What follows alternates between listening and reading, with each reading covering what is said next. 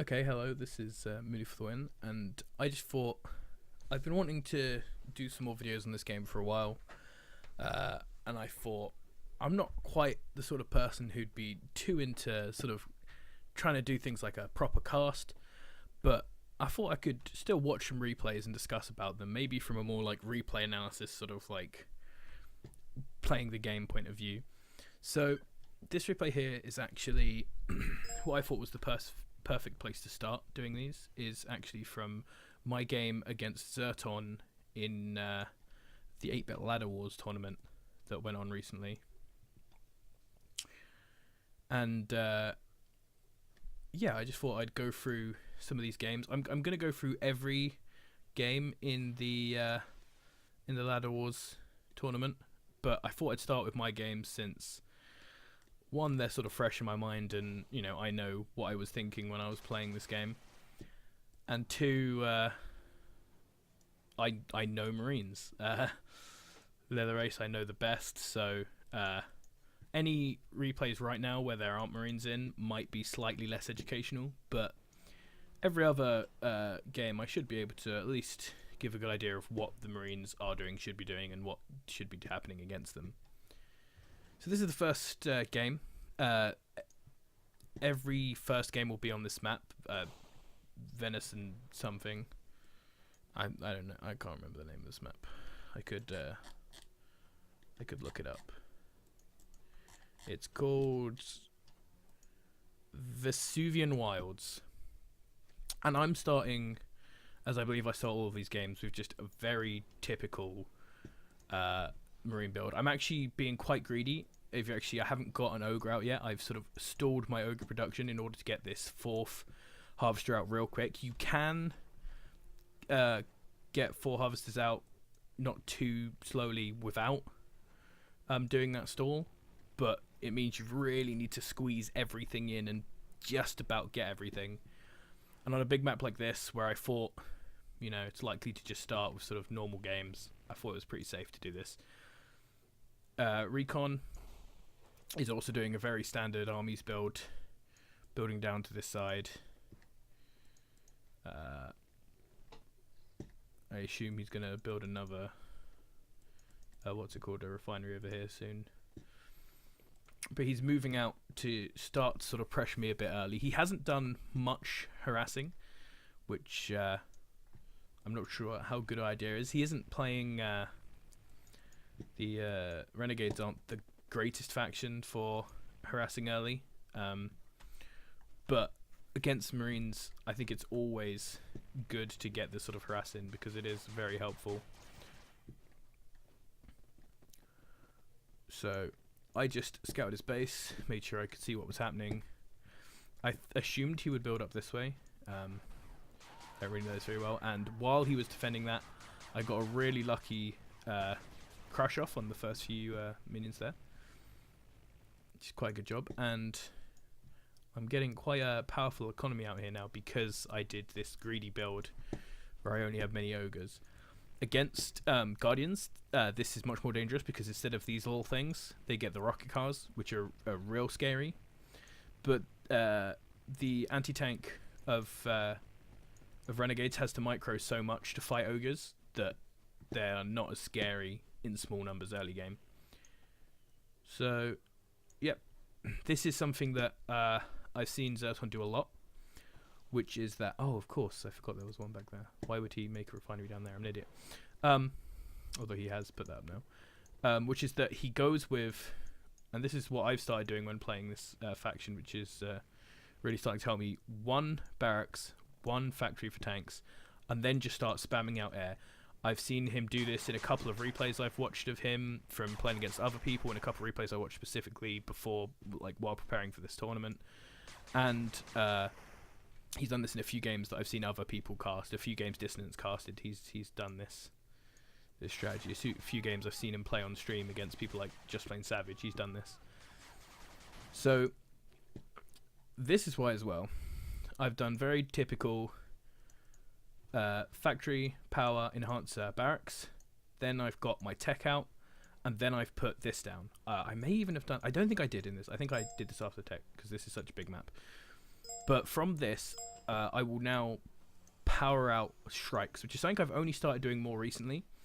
But I've sort of decided that a lot of the time having this just being able to dominate their Air Force is worth it, because he puts, I mean, look, so much of his production is in this Air Force that if you can stop that from being a factor, these also are the only things really that you have that can stop the rocket copters from harassing you, without just like stationing bits of your army at every point. So some bad base rallies going on for me there. I didn't know about base rallying until kind of more recently, so I've sort of not got used to it yet, and there's a bit of a fight going on here. This is another thing. It's like that I only started sort of really working out recently when I started to learn about damage types. Shout out to Wooksie's How to Play the Armies video for giving me a bit more knowledge of that. But you'll see in these games, for the most part, I will just be going ogres, and that's because he has so many of these rocket infantry in his army, which manticores don't do good damage against. These do good damage against both tanks and infantry. So against someone who has like a heavy amount, who can have a heavy amount of infantry, it's really useful. And with the fact that he only has these 2 ground buildings, and the rest is all air, he actually ends up quite a significant portion of his army being rocket infantry. You also saw I got some really good crushers there. I sort of decided that I was going to have to just sacrifice that whole army, and then he hits this here, but these will head off soon there to protect, I think. I caught these 2, and then I noticed from here pushing forward that his army's there, so I believe I send this back to there now. Oh no, this is kind of bad. I'm just sitting that around here. I must not have noticed that this was happening. This is pretty bad. This is the sort of move here, right, which destroys Marine players, and you'll see if you watch the other games of me doing this, this is the sort of move that takes me out in so many of these games, and is the reason that now I will have I get 2 of these constantly producing Shrikes for most of the game, honestly. Then after that, I'll go all factories. So I would have, after putting this down, I would have gone another factory, so I have 2 factories in one of these. Then, depending on how I feel it's going, I will normally put this down, but sometimes this. I don't know which way around I did it this game. And then after this, I will only build factories. So he has started now getting to the point where he's gone motor pools. 6 of these, 6 air pads, and then he throws down another motor pool. And I don't know if this is super normal. I don't normally see games get this long, or if it's reaction to what I'm doing, but I've got this big army of Shrikes coming over here looking for his army while I'm just attacking on his front. Some not excellent micro there. You see these Marines stopping for a lot of it, but I have taken out this here now, which is probably the reason for my awful micro down here.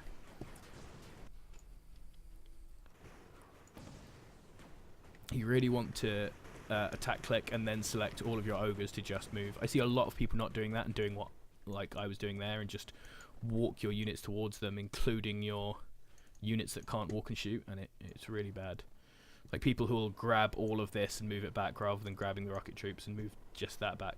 It's good sometimes, but when they get close, you can get a lot more damage if you let your tanks go. So this is now well into late game. He's on his full Renegade late game force with just artillery, rocket troops, and these. This is another reason that Ogres are really good, is because artillery outranging manticores just ends up being really annoying. But the Ogres can walk into them and keep firing while they're walking. So he pushes up now on the front. He thinks he can make a big play as he's just taking good chunks out of my army, which he probably can. But I back off. I just sacrifice some of these buildings to get my troops back into position. My Shrikes come in here and just start pounding his air. Look how fast they die. It's beautiful. Beautiful sight. And then I get all my Ogres walking in. Not even all my Ogres are here yet. It's just the sort of front side. Having a couple of these Harpies in this is something that I think I see far too many. I mean, awful micro there, but I'm probably microing them. This is something I see far too few players do. Look at this. He is microing specifically to try and hit my Ogres because he needs to, but it means that these guys are getting a ton of AoE damage off on these. It also Hey, wake up. they can tank a load of damage from tanks and stuff like that, which would be going into your ogres as well. It just ends up being super useful. Marines also do that tanking damage, but with Marines will normally be in and amongst the ogres unless you micro them specifically not to be. Like, they'll get a bit in front, but during a long drawn out fight they'll get amongst them, and so even if something goes for the ogres, the AoE will or goes for the Marines, the AoE will often hit the ogres anyway. So here he's taken out my wyverns, and I roll in some shrikes to destroy his air. Now, this is one of the things I wasn't quite prepared for. I didn't get to play many games. Well, I didn't get to play any games against a Guardian player as good as ZertoN is before playing this, but I didn't get to play many games at all against good Renegades players, full stop. Players who will do things like this constantly to me throughout the whole game. And so I wasn't sure how long I should keep Shrike production up, which is why you see me putting in a few wyverns here and there. And what you'll see in this game is that whenever I have wyverns out, I start losing the air battle to these. And so I sort of have decided that you just want to build Shrikes. If you build anything out of there, you probably want to build the hill bot things, which I didn't build out of here because I was so focused on winning this air battle. But this ended out working for me in my favour, and you see I have this big old army just that he can't do anything about, because his helicopters normally would be chipping this army down a ton, but they have to spend so much time taking out my Shrikes that when they then get to like fight this army, they have been chipped down in size by the Shrikes. They spent a lot of time killing the Shrikes while these have just been blasting his buildings down. And now I think he grabs all of his units and tries to go like counterattack to try and slow me down, but I've still got lots of resources throughout the map. He's lost all of his power. I don't know if he's rebuilding any of them. Are these guys even doing? Oh, is he surrendered already? No, they're just slow. There we go, there's the GG. And I just send all my units down this side, and then a smaller group of units down this side. And I think I caught some of his stuff with Shrikes. I had these come up to push him away from somewhere. I had Marines all around trying to push off these tiny groups of these. And I was quite proud of this game. I think it went really well for me. I dealt with his harass decently, although watching it back I did take a bit more harass damage than I thought I did. But it was alright. Slight spoiler for the rest of the series, this is the only game that I won. But luckily for me, ZertoN probably hasn't played many games, especially not many games this late game, against good Marine players like me, because there are very few players who play Marines. So he was probably almost as ignorant about how this matchup goes in this sort of late game as I was. But yeah, I hope this has been helpful for some Marine players. And I will hopefully you can like and subscribe and stuff to my YouTube, and hopefully you'll see my next video and get to see me get my head kicked in the next few games.